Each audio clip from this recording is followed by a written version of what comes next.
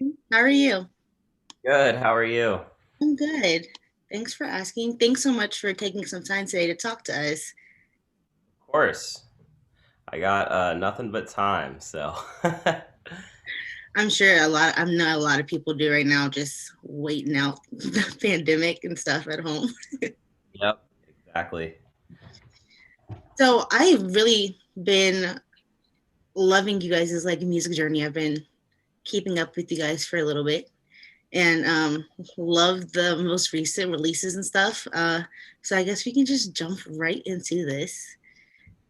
I guess for people that don't really know much about Twin XL, um, like you and your bandmates were in a few different projects before this, and hmm you've only been a band for a few years. Can you recall any moments that made you realize you guys just like clicked as a band, or like you guys were like this is gonna work, like us three, hmm it's gonna work? Um, so we were writing music for I guess about a year or maybe a little longer before we decided that we were going to actually get together and be this thing. We were just kind of writing songs because we'd known each other for so long, like you said, from playing in different bands and meeting on the road and stuff like that. Um, And I think around the time that we wrote Good, our first single, what ended up being our first single, which was one of the, I think it actually was one of the first songs that we wrote together. Um, John just called me and he was like, "Hey, like I'm listening to this song in my car and I want to like be this band. Like, would you want to like, kind of do this and um, make a video for it and play some shows potentially?" And I was like, of course. I think we always had some sort of connection, and I think it really manifested itself in the studio to the point where it just felt like a cool thing. It felt like something that it felt exciting. That's great. And like I have been wondering, how'd you guys come up with the name? So John came up with the name. He was driving somewhere, and I think he said he saw the word twin on something. Um, and obviously there was probably another band called Twin, so or multiple. But and then I think the XL was just kind of like sounded cool, and we added it. I don't think we were very like cognizant of the fact that it was a bed size as well until later, because when we went to Google it, it was like all that came up was mattresses. Yeah. So, so we didn't think about that too much, but I think it just it was one of those things where it just kind of rolled off the tongue. We were looking for something unique that didn't sound like someone else's band name, and it just stuck. So we went with it. It's hard to find band names these days. There's so like it's funny. Like anytime I've been like, like I think I thought of a really cool band name, and I'll go Google it, and there's like six bands with the same That's name. already So maybe yeah. yeah, yeah. So if you find something that sticks, you got to just kind of go with it. That's cool. And I know a lot of bands are starting to like name their fans. Have you guys come across like any fan names that your fans have like named themselves or anything? They've asked us to name them on Twitter and stuff like that, and I feel weird about that for some reason. Um, so I don't know if we have like an official name. We always just refer to them as our friends because I think with this band, um, it's felt like such a community. Like even in the short amount of time that we've been touring and playing shows and active, like the same. We'll see the same group of people that started coming to our first shows because they knew our old bands, and then they met people that knew the band we were, fans from the band that we were opening for, and Yeah. now they're all friends, and it's kind of really this really cool um, community of people that yeah, and we it feels more like a group of friends than it does like, oh, like you're fans of us or something. I don't know. I think that's kind of how we think of it. So we always just say friends. I think that's a nice outlook to have. And that's really cool that you think of your fans in that way. So that's hmm awesome. Now I know you did mention Twitter. Is there like a favorite social media platform you guys like to use to connect with your, I guess, friends and stuff like that on? Mhm. Um, I think we kind of try to bounce around. I know, like, Instagram obviously is like the big one for if we have a release, we want to make sure that things are rolling out on the Instagram stories the couple days before, um, and I think that's kind of like the centerpiece for us. But at the same time, I like you know interacting with people on Twitter, um, and also Discord. Uh, somebody made a Discord for us, and they were like, "Hey, we made this Twin XL Discord. Do you want to come in it?" And it's funny because I kind of will just like go in it if I just have nothing to do. Hmm. Or even when we were on tour, I'd just be sitting in the back of the van in the Discord, just kind of like trying to. And it's funny because like if we have a video coming out or something, I'll try to find back behind the scenes photos and kind of give them stuff Oh, that's there awesome. early, or or sometimes even especially during the pandemic and everything, I'll just be in the studio working on something and I'll take a video clip of a song and just be like, hey, what do you guys think of this? And it's funny because I think they see it as me trying to like feed them content, but I'm just want to know what they think of the song so I know if it's good or not. Because I'm like, what, and then that's the cool thing about being able to connect with fans and with people uh, so directly now is like it's like who better to ask than the people who are coming to your shows what they think of your new music.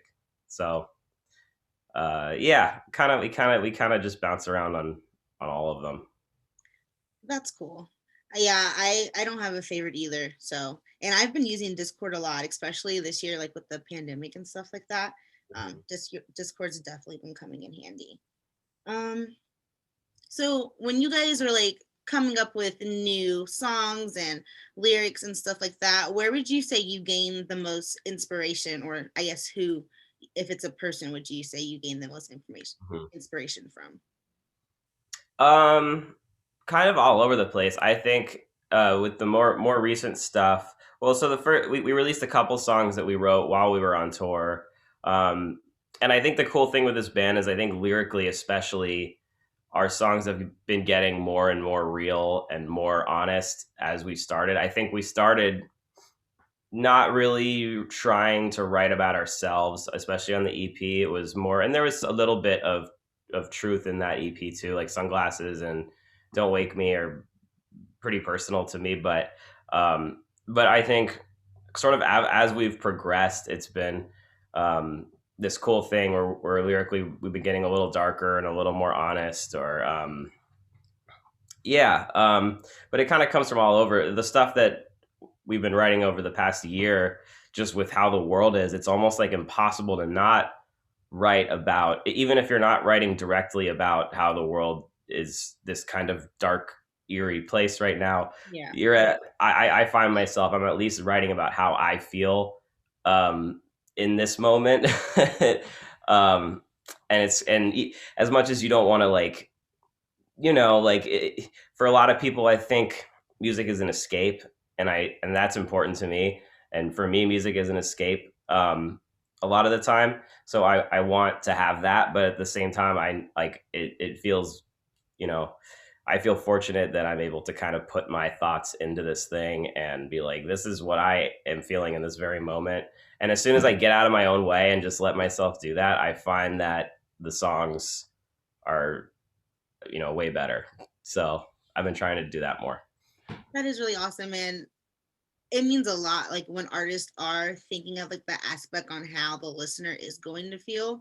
But I think it's really cool that you do write about even like now for like future projects of what you're going through right now, because I'm sure people are relating to that even. So I like, of course, like love to get lost in music and forget about things, but it's really nice when artists can like relate to stuff that's going on with you too. So Yeah, I think it's can be comforting yeah, sometimes. definitely. um And I was loving you guys' collaboration with American Teeth that you did last year. Oh, Um, thank do you have any other collabs like in the process that you're planning to do? Or if not, Is there any dream collaborations that you have?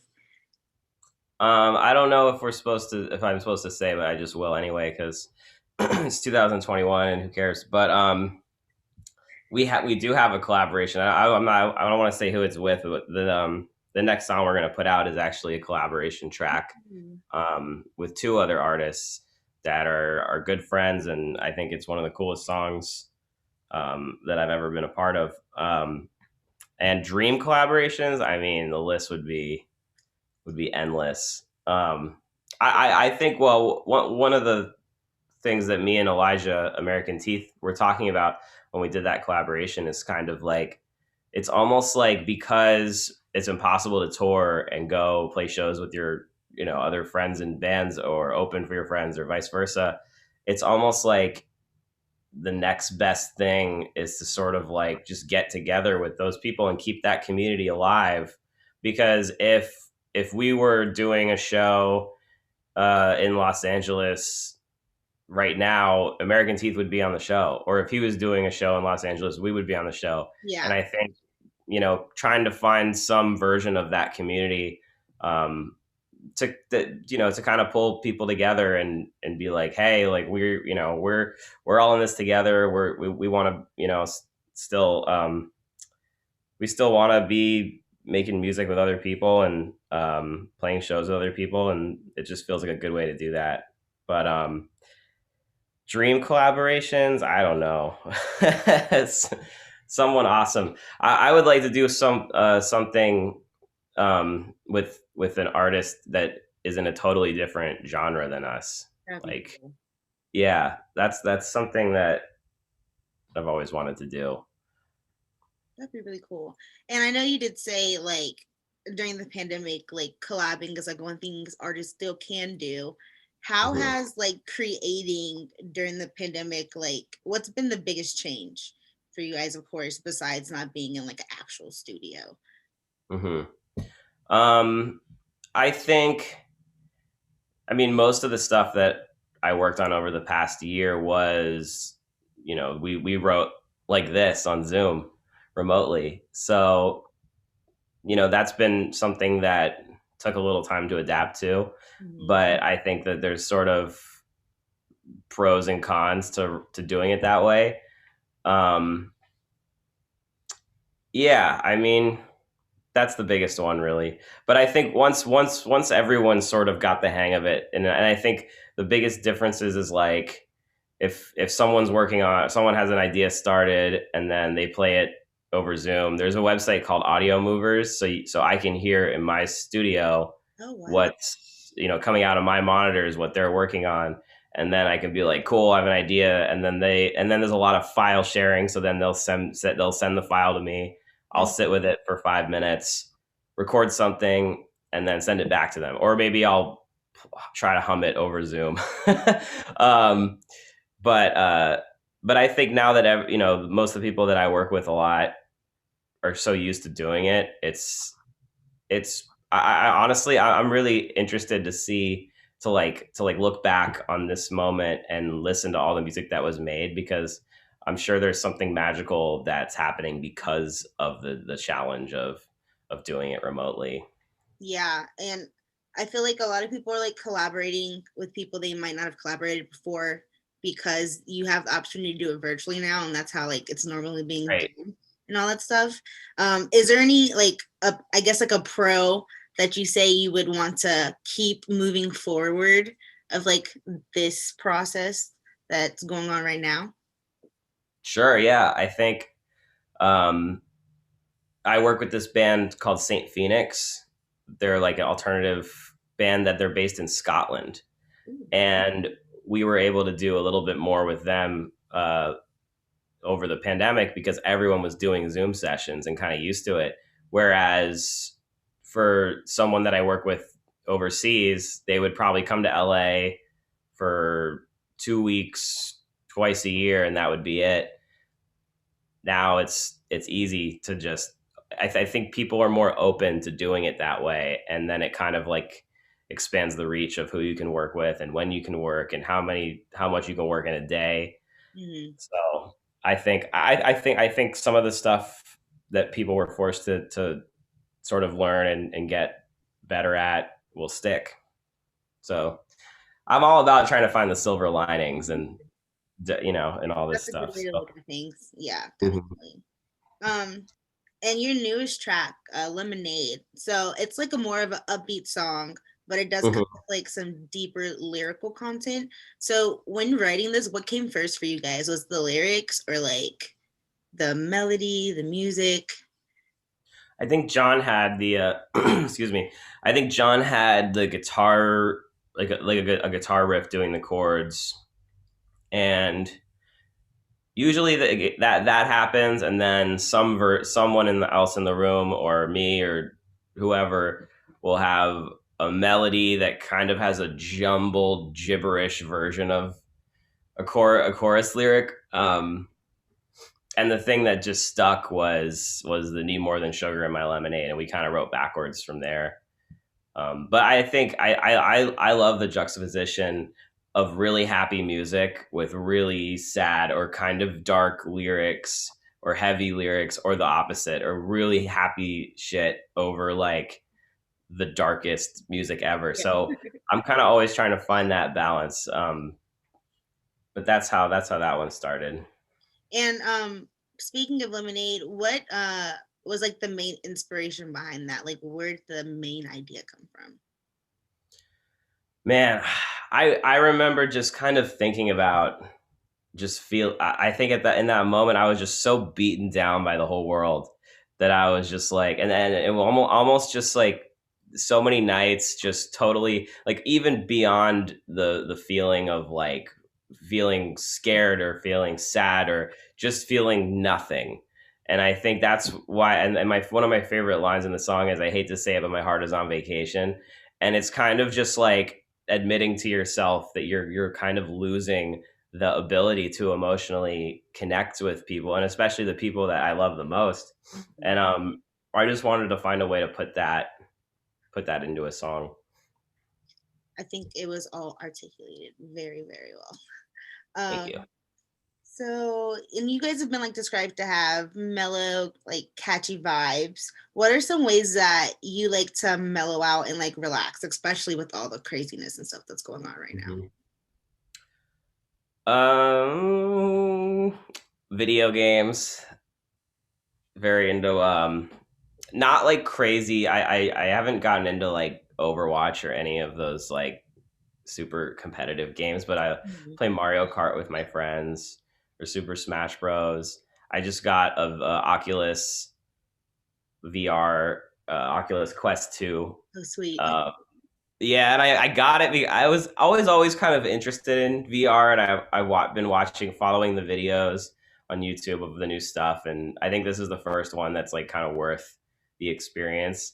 But I totally got it because I was like, okay, I need some way to like leave the world, like, and it totally works. And there's a lot of great apps on it.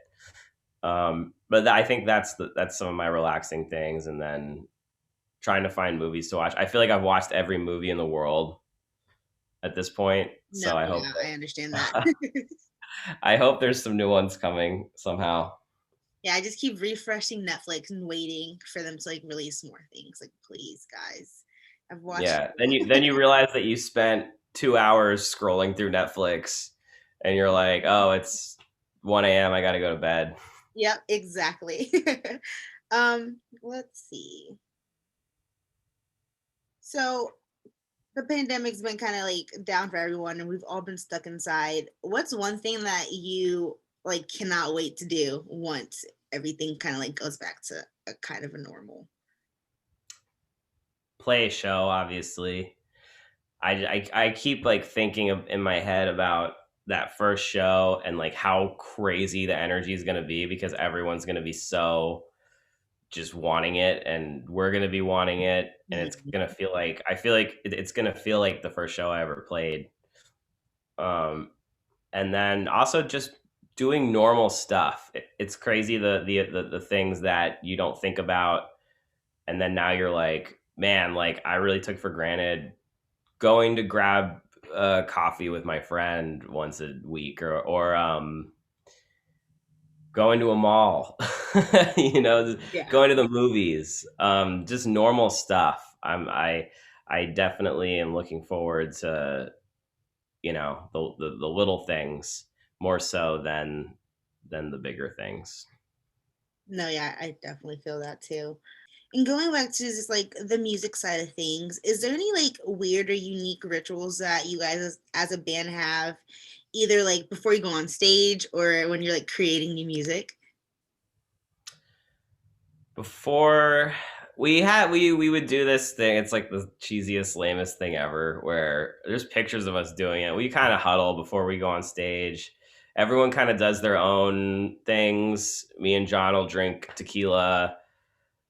Steven will, you know, get his stuff. He runs our a lot of our sort of like live backing track equipment and things like that. And he's freaking out about that stuff, making sure everything's working. Yeah. Brennan's just like aggressively warming up on his drum pad, which is freaking Steven out more.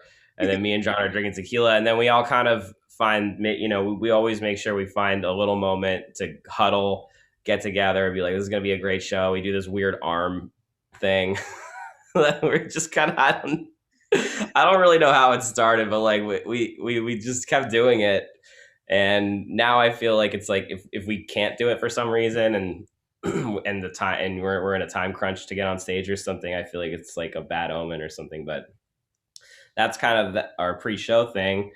In the studio, I think for me, I'm always trying to like not hyper focus on things. I think the best stuff happens when you let your mind kind of go off into space, and you're almost like letting your subconscious just take the wheel and throw things at the wall and see if it sticks. And um so I think in the studio it's a little different where I find the times when I'm like really trying to make something good, it's never going to happen. Yeah.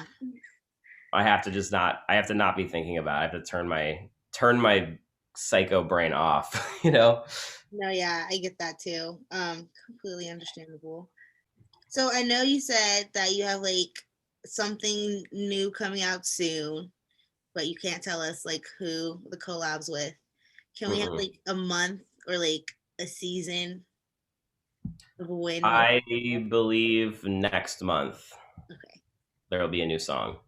Yay. Okay, sweet. We It's have a coming up lot. kind of fast. Yeah, we definitely have a lot of new stuff, and we have a schedule for it, and we definitely want to put more music out this year than we did last year. Yay. Well, I cannot wait to hear all the good things you guys have planned. Is there anything you like to add or you'd like to like say to your fans? Um, Thank you. Thanks for continuing to listen to us, and you know, we're all counting the days until we can get back on the road and do everything that we used to do. But until then, we're going to do other stuff, and we appreciate that people want to listen to the music and they want to hear about it. And thank you also for taking the time to listen. No, yeah, of course, no problem. And thank you for talking to the Honey Pops today. I cannot wait to write this up and get it out to all your like fans or I guess friends, as you guys like to call them, on the internet and stuff for them to see and for them to get excited as I am about the new music that's coming next month. So cannot wait for that. But yeah, thank you so much for talking to us, and I really hope you have a great rest of your week. Thank you. You as well. I Yeah. appreciate it. Bye bye.